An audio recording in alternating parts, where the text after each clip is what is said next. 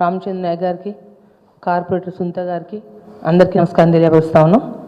మీకు తెలుసు, ఇవాళ ములుగులో సీతక్క ఏదైతే ప్రెస్ మీట్ పెట్టి మా వర్కింగ్ ప్రెసిడెంట్ కేటీఆర్ గారి మీద ఇష్టానుసారంగా అధికారం ఉంది కదా, నేను మంత్రిని కదా, ఏది మాట్లాడినా చెల్లుబాటు అవుతుందని శాపనార్థాలు ఏది పెడతా ఉందో, ఆ శాపనార్థాలందరికీ మేము మహిళలందరం కూడా వారికి మొట్టమొదటిగా సీతక్క గారిని పూర్తి స్థాయి ఖండిస్తూ ఉన్నాం.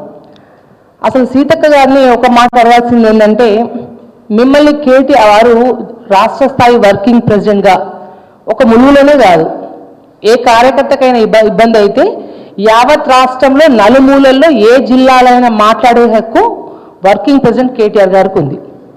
వారు అడిగింది కూడా ఏంటంటే, మీ అనుచరగణంగా చేస్తున్న అరాచకాలు ఆగడాల గురించి, ప్రత్యేకంగా మీరు ఆదివాసి బిడ్డలకు ఏదైతే అక్కడ జరుగుతున్న అన్యాయం గురించి వారు మాట్లాడుతూ ఉన్న విషయాన్ని మీ దృష్టికి మీ కార్యకర్తలు ఏది తీసుకొచ్చినా కూడా మీరు ప్రత్యేకంగా మీ కార్యకర్తలందరూ ఏమంటారంటే, సీతక్క మంత్రి అయితే మేము బాగుపడతాం, మాకేదో జరిగిపోతుందని చెప్పేసి ఎంతో ఆశ పెట్టుకున్నామని చెప్పేసి మీ కాంగ్రెస్ పార్టీ కార్యకర్తలు ములుగు జిల్లాలో ఉన్న అందరూ కూడా మీ అనుచరగణ వెళ్ళి మీ ఇన్ఛార్జ్ అయిన మీనాక్షి నటరాజన్ గారికి ప్రత్యేకంగా వెళ్ళి వారికి లేఖ ఇచ్చిన విషయం మీరు మీ దృష్టికి వచ్చిందో లేదో మీరు గమనించాలని చెప్పేసి మేము అడుగుతా ఉన్నాం. నిజంగా మీరు న్యాయం చేయదలుచుకుంటే ఒక ఆదివాసీ బిడ్డగా ఏదైతే జీవో నెంబర్ 49 ఉందో, అంటే ములుగు నియోజకవర్గంలో ఆదివాసీ బిడ్డలకి ఇబ్బంది అవుతుంది, తరిమి కొడుతూ ఉన్నారు, మాకు ఆపద ఉంది జీవో 49 ద్వారా అని ఎవరైతే అందరూ రోడ్ ఎక్కి ఇబ్బంది పడుతూ ఉన్నారో ఆ ఆదివాసీ హక్కులని కాల రాస్తుంది కాంగ్రెస్ ప్రభుత్వం అని చెప్పేసి అందరూ వాబోతున్నారు, ఇబ్బంది పడుతున్నారని మావోయిస్ట్ పార్టీ తరపున లేఖ రాసిన విషయాన్ని కూడా వాస్తవం కాదా అని మేము సీతక్కని ప్రశ్నిస్తూ ఉన్నాం. నిజంగా మీరు నిజంగా ఒక ఆదివాసీ బిడ్డ అయితే మీరు అధికారంలో ఉన్నది ప్రభుత్వం మీదే, మీరు క్యాబినెట్లో ఉన్నారు, నిజంగా మీరు ఆదివాసీ బిడ్డకు న్యాయం చేయగలిగేదైతే జీవో 49 ఎందుకు రద్దు చేయట్లేదో మీరు ఆదివాసీ బిడ్డలందరికీ కూడా మీరు సమాధానం చెప్పాలని చెప్పేసి మేము ప్రశ్నిస్తూ ఉన్నాం.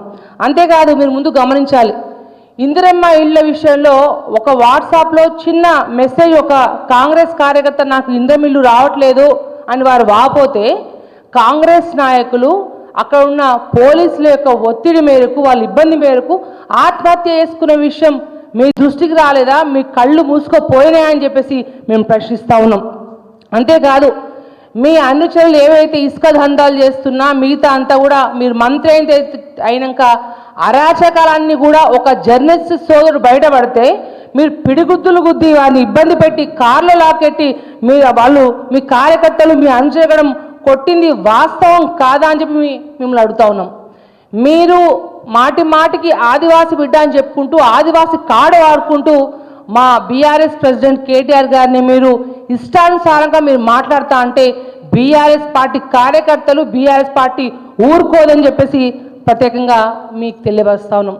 మీరు ఎట్లుందంటే ముసలి కన్నీరు గారుస్తూ ఇవాళ స్వాతి ముత్యంగా యాక్టింగ్ చేసుకుంటూ ఫేస్ పెట్టుకుంటూ గతంలో ఉన్న ధనసరి సీతక్క వేరు, అధికారం వచ్చినాక మంత్రి అయినాక సీతక్క యొక్క వేరైందనేది మీరు గమనించాలని తెలియవస్తా ఉన్నాం.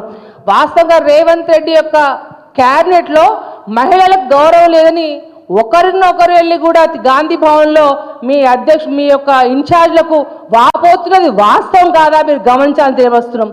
ఇంకో విషయం, గాంధీ భవన్లో మీ మహిళా అధ్యక్షులు వెళ్ళి మాకు మహిళలకు న్యాయం జరగట్లేను కన్నీరు కార్చింది వాస్తవం కాదా అని మిమ్మల్ని ఒకసారి ప్రశ్నిస్తా ఉన్నాం. కానీ ఇదే బీఆర్ఎస్ భవన్లో ఏ ఒక్క కేసీఆర్ గారి నాయకత్వంలో మా వర్కింగ్ ప్రెసిడెంట్ కేటీఆర్ గారి నాయకత్వంలో ఏ ఒక్క ఆడబిడ్డ కన్నీరు కార్చలేదు, వాస్తవమా కాదా మేము తెలియజేస్తా ఉన్నాం.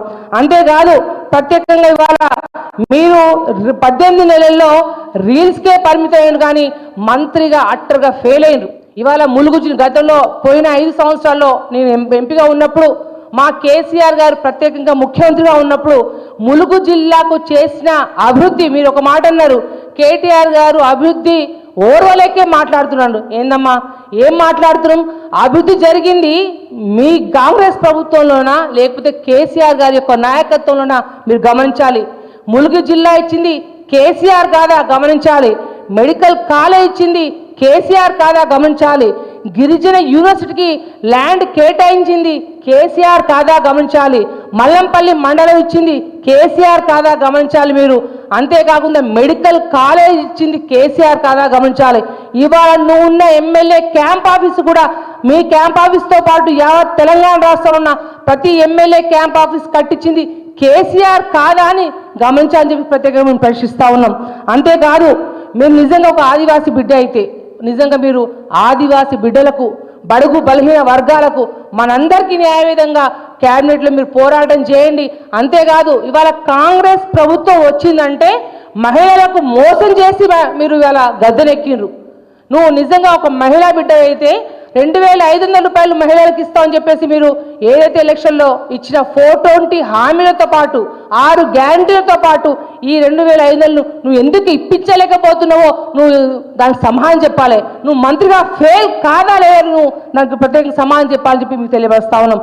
అంతేకాదు ఏదైతే ఇష్టానుసారం నువ్వు శాపనార్థాలు పెడుతున్నావో దానికి ఉట్లు రాలో అని చెప్పేసి మీకు తెలియపరుస్తా ఉన్నా. నువ్వు ఏ శాపనార్థాలు ఇచ్చినా రాష్ట్రంలో ఉన్న ప్రతి మహిళ అందరి యొక్క ఆస్తులు కేటీఆర్ గారికి ఉంటాయి.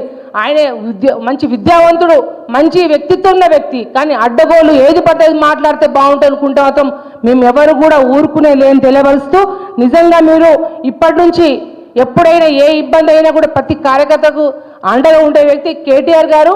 వర్కింగ్ ప్రెసిడెంట్ కానీ మీ ములుగు జిల్లాలోనే కాదు యావత్ తెలంగాణ రాష్ట్రంలో ఏ చిన్న ఇబ్బంది అయినా కూడా ఖచ్చితంగా కూడా బీఆర్ఎస్ పార్టీ తరఫున కేటీఆర్ గారు అండగా ఉంటారని తెలియపరుస్తూ మిమ్మల్ని అడుగుతూనే ఉంటాం, ప్రశ్నిస్తూనే ఉంటాం తెలియపరుస్తున్నా.